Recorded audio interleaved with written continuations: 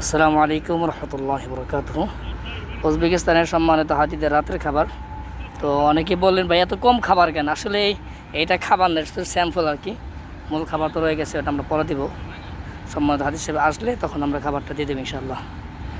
আজকে আছে অনেক তরব আলহামদুলিল্লাহ, সম্পূর্ণটা আমাদের দখলই আছে এখন মাশাআল্লাহ।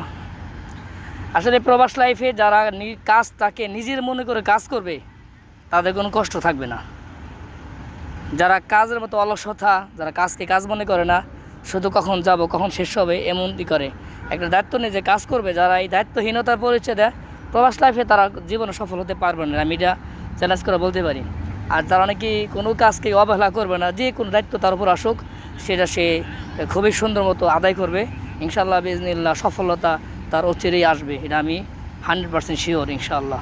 নিজের স্বচক্ষু দেখা, যারা পরিশ্রম করেছে, সততার সাথে কাজ করেছে এবং দায়িত্বের প্রতি গুরুত্ব দিয়েছে তারাই সফল হয়েছে। আর যারা দায়িত্বের প্রতি অবহেলা, যারা কাজটাকে গুরুত্ব দেয় নাই, সিগারেটখোর, তারপরে মোবাইলে আসক্ত, এই ধরনের ছেলেরা বিদেশ করতে তারা মনে হয় না পারবে। ঠিক আছে, যাদের পরিবারে টাকার প্রতি কোনো মহব্বত নাই, ফ্যামিলি থেকে কোনো কষ্ট তারা করে নাই, প্রবাসে তারা এরকম মনে করতেছে, আসলে দিন শেষে দেখা যাবে যে তারা সফল হতে পারে নাই। বিদেশে আসছেন টাকা কামাইতে, লাজেম পরিশ্রম করতে হবে, পরিশ্রম করলেই টাকা পয়সা পাওয়া যাবে, প্রত্যেকটা কাজকেই গুরুত্ব দিয়ে করতে হবে। আল্লাহ পাক সবাইকে বোঝাবেন। আরেকটা বিষয় বলি, অনেকেই বাংলাদেশি সম্মানিত হাজিদের ক্যাটারিং খাবার জন্য ফোন করেন বা আমিও চাচ্ছি এই কাজটা করার জন্য আরও গুরুত্ব দিয়ে ইনশাল্লাহ। মক্কা প্লাস মদিনায় যাদের এই ক্যাটারিংয়ের খাবার অথবা এই হোটেল প্রয়োজন, এছাড়া জিয়ারা করবেন, যারা জিয়ারা ফ্যামিলিভাবে যারা আসতে চান, যে একটা গাড়ি দরকার পার্সোনাল ফ্যামিলি বা আমরা জিয়ারা করব, যোগাযোগ করতে পারেন ইনশাআল্লাহ বিইজনিল্লাহ। অত্যন্ত যত্ন সহকারে চেষ্টা করব এই খেদমতকে করার জন্য।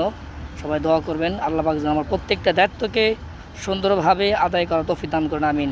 আর যারা সৎ লোক তাদের সাথে থাকা তৌফিক দান করেন, যারা অসৎ দুশ্চরিত্র তাদের থেকে যেন আল্লাহ পাক হেফাজত রাখেন, আমিন।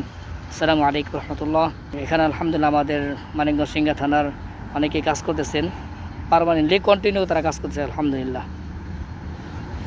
মানিকগঞ্জ সিংগাইরের এবং কি ঢাকা নবাবগঞ্জের ব্রাউনবাড়িয়ার তিনও জেলার থানার লোক আলহামদুলিল্লাহ, তারা আমার মাধ্যমে এই কাজ করতেছে অনেক দিন ধরে।